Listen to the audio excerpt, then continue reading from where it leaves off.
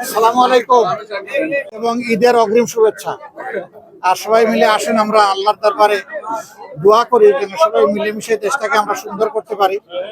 এখানে সবাই অবদান রাখা দরকার। সরকারি দল, বিরোধী দল, নির্দলীয় যারা আছেন, এই সমাজকে আমরা ভালোবাসি। দেশ আমাদের প্রিয় দেশ।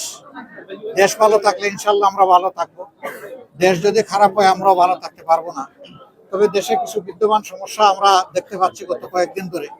মানুষের জীবনের নিরাপত্তা দারুণভাবে বিঘ্নিত হচ্ছে। আমরা সরকারকে দৃষ্টি আকর্ষণ করব যে এইদিকে সরকার যেন যথাযথ মনোযোগ দেন এবং বিশেষ করে সরকার দলীয় কেউ যেন এই সমস্ত অপরাধের দায় দায়িত্ব না নিয়ে অপরাধীদের পাশে না দাঁড়ান। যদি অপরাধীদের পাশে সরকারি দলের লোকরা দাঁড়ানো শুরু করেন তাহলে এই সমাজ থেকে অপরাধ দূর করা একেবারেই অসম্ভব।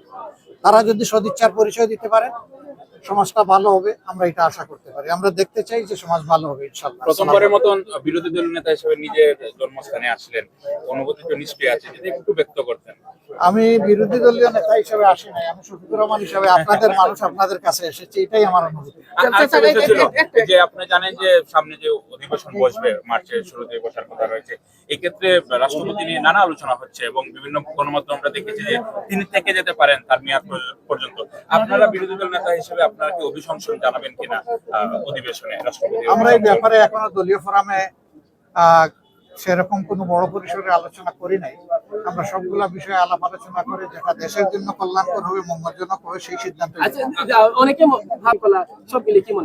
ওই যে বললাম, অবস্থা ভালো নেই এবং এর জন্য ইতিমধ্যে সরকার দলের কিছু গুরুত্বপূর্ণ দায়িত্বশীল ব্যক্তি এমনকি মন্ত্রী পর্যায়ে থেকে এমন কিছু কাঁচা কথাবার্তা বলেছেন যেটা সমাজকে এখন অস্থির করে তুলছে এবং অপরাধকে উস্কে দিচ্ছে।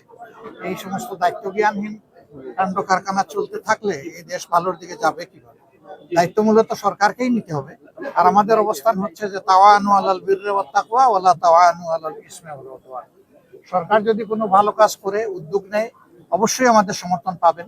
কিন্তু সরকার যদি জনগণের ক্ষতি করে, পরিবেশের ক্ষতি করে এবং আল্লাহর দিনেরও কোনো ব্যাপারে যদি সরকার বিপক্ষে দাঁড়িয়ে যায়, আমরা সেখানে ছাড় দিয়ে কথা বলবো। আপনাদের ভূমিকাটা কি থাকবে? এই তো দেখবেন। ঠিক আছে।